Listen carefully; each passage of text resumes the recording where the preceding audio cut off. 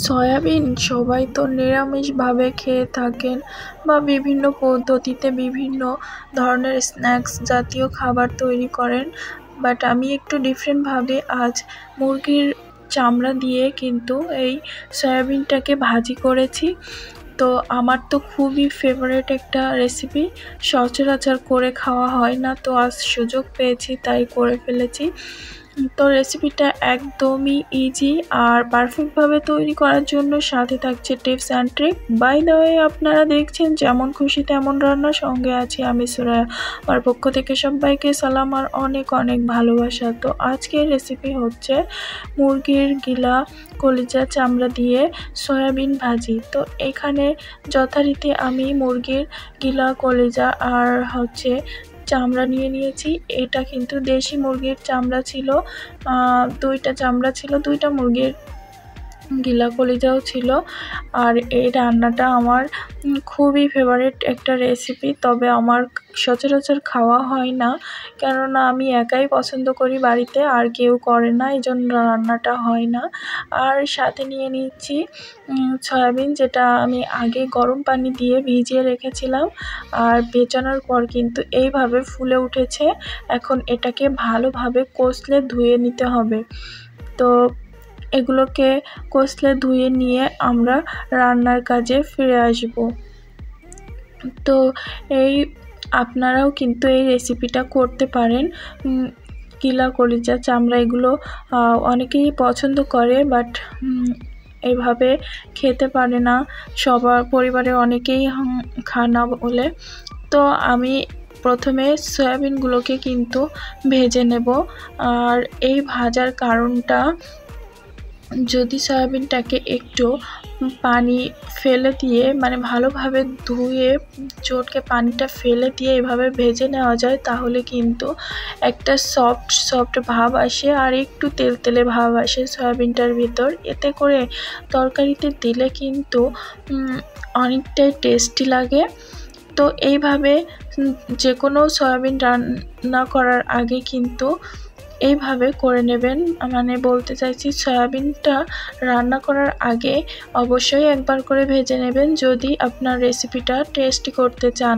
তো ভেজে নেওয়া হয়ে গেছে, এখন কিন্তু নামিয়ে নিচ্ছি। আর নামিয়ে নেওয়াও হয়ে গেছে, এরপর এর ভেতর দিয়ে দিচ্ছি তেল, দিয়ে কুচানো পেঁয়াজ দিয়ে দিচ্ছি। আপনারা চাইলে কিন্তু পেঁয়াজটা বেটেও দিতে পারেন, তবে আমি সবসময় পেঁয়াজটা বেটে নয় ভেজে দেই। তো এখন এটার একটু কালার চেঞ্জ হয়ে আসলে আমি বাকি মশলাটা অ্যাড করব। তো এইভাবে কিন্তু 2 থেকে 3 মিনিট ভেজে নিচ্ছি কালারটা চেঞ্জ হওয়ার পরে। তো আপনারা অবশ্যই কমেন্ট করে বলবেন এই রেসিপিটা কার কার পছন্দ। তো কালারটা চেঞ্জ হয়ে আসলে আমি এর ভেতর দিয়ে দিলাম আদা রসুনের পেস্ট, জিরা গরম মশলার পেস্ট আর শুকনো মরিচের পেস্ট। তো শুকনো মরিচ আপনারা আপনাদের পছন্দ অনুযায়ী দেবেন। আমি একটু ঝাল পছন্দ করি, তাই জন্য একটু ঝাল বেশি দিয়েছি, আপনারা চাইলে ঝালটা কমিয়েও ব্যবহার করতে পারেন। এরপর এই মশলাটাকে প্রায় আমি 7 থেকে 8 মিনিটের মতো কষিয়ে নেব।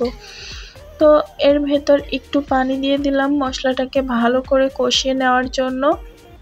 মশলাটা যত পারফেক্টভাবে কষানো হবে, এই ভাজিটা খেতেও কিন্তু ততই দুর্দান্ত হবে। তো এখন এর ভেতর কিছু গুঁড়া মশলা অ্যাড করব। তো পরিমাণ মতো লবণ দিয়ে দিচ্ছি স্বাদের জন্য, ধনিয়া গুঁড়া দিচ্ছি স্বাদটাকে বাড়িয়ে দেওয়ার জন্য, আর দিয়ে দিচ্ছি কালারের জন্য হলুদের গুঁড়া। তো দিয়ে এখন নেড়েচেড়ে নিয়ে ভালোভাবে মশলাটাকে আমি কষিয়ে নেব।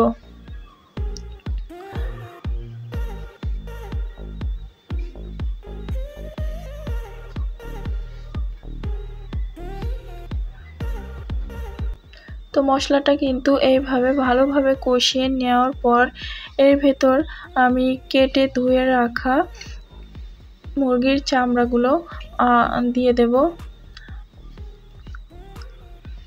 তো এখন দিয়ে দিলাম। তো আপনারা কিন্তু চামড়াগুলো ফেলে না দিয়ে এইভাবে রান্না করতে পারেন, দারুণ টেস্টি হয়। আমি অনেকবার করে খেয়েছি, বাট আপনাদের সাথে শেয়ার করা হয়নি। তো আজ ভাবলাম বন্ধুদের সাথেও একটু শেয়ার করি, অনেকে আবার পছন্দ নাও করতে পারেন। তবে যারা করেন না তারা অবশ্যই একবার খেয়ে দেখবেন, অনেক মজা হয়। তো এইভাবে মশলার সাথে কিন্তু আমি ভালোভাবে চামড়া গিলা কলিজাগুলো এভাবে মাখিয়ে নিয়েছি। এরপর ভেজে রাখা সয়াবিনগুলো দিয়ে দিচ্ছি। তো সয়াবিনগুলো দিয়ে এবার এইভাবে আবারও মাখিয়ে নিচ্ছি।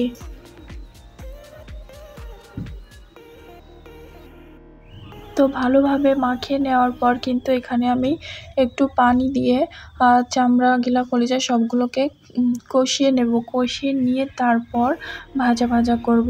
তো বন্ধুরা, আপনাদের একটা গোপন কথা যদি শুনতে চান তাহলে পুরো ভিডিওটার সাথেই থাকুন। তো এখন কিন্তু পানি দিয়ে দিলাম। আমি অল্প একটু পানি দিয়েছি, আর এই পানিটা দিয়ে মিডিয়াম থেকে একটু কম আছে এটাকে জাল করে নেব। তো মিডিয়াম থেকে কম আছে জাল করে নিলে কি হবে, আমার পানির পরিমাণটা যেহেতু একটু কম দিয়েছি, যে কোনো মাংস রান্নার সময় কিন্তু একটু পানির পরিমাণটা বেশিও দিতে হয়। যদিও চিকেনে পানিটা বেশি লাগে না, তারপরেও একটু অনেকক্ষণ ধরে জাল করতে হয়। তো এই দেখুন বন্ধুরা, আমি কিন্তু আবার 20 মিনিট পরে এটাকে নেড়ে চেড়ে দিচ্ছি। তো এইভাবে আরও 10 মিনিটের মতো আমি কষিয়ে নেব। তো ফিরছি 10 মিনিট পর। দেখো বন্ধুরা, আমার পানিটা কমে গেছে, আর এখন এটাকে এইভাবে ভাজা ভাজা করে নেব আরও 5 থেকে 7 মিনিট, বা যতক্ষণ মনের মতো না হবে। আপনারাও আপনাদের মনের মতো করে এটাকে কিন্তু ভেজে নিয়ে নামিয়ে নেবেন। আর সবশেষে কিন্তু ভাজা জিরার গুঁড়া দিয়ে দেব। আর রান্নাটা এখন কমপ্লিট হয়ে গেছে, এখন আমি পরিবেশন করে নিচ্ছি। তো বন্ধুরা, আমার ভিডিওটি যদি আপনাদের ভালো লেগে থাকে তাহলে চ্যানেলটিকে সাবস্ক্রাইব করুন, লাইক কমেন্ট শেয়ার করে আমার সাথেই থাকুন। আর এটা কিন্তু গরম গরম ভাতের সাথে, রুটির সাথে আপনারা মজা করে খেতে পারেন। আর গোপন কথাটা হচ্ছে, কখনো আমার হাজব্যান্ড খায় না, তো রান্নার পরে কিন্তু খেয়েছিল। তো আপনারা অবশ্যই বাসায় একবার হলেও ট্রাই করবেন। দেখুন বন্ধুরা, এই যে সয়াবিনটা কতটা জুসি জুসি ভাব এসেছে, এটা কিন্তু খেতে অনেক টেস্টি হয়েছিল। বাই দ্য ওয়ে, আপনারা দেখছিলেন যেমন খুশি তেমন রান্না, সঙ্গে ছিলাম আমি সুরায়া। আজ এই পর্যন্তই, দেখা হবে নেক্সট এপিসোডে নতুন কোনো রেসিপির সাথে। ততক্ষণ সবাই ভালো থাকবেন, সুস্থ থাকবেন। সবাইকে আল্লাহ হাফেজ।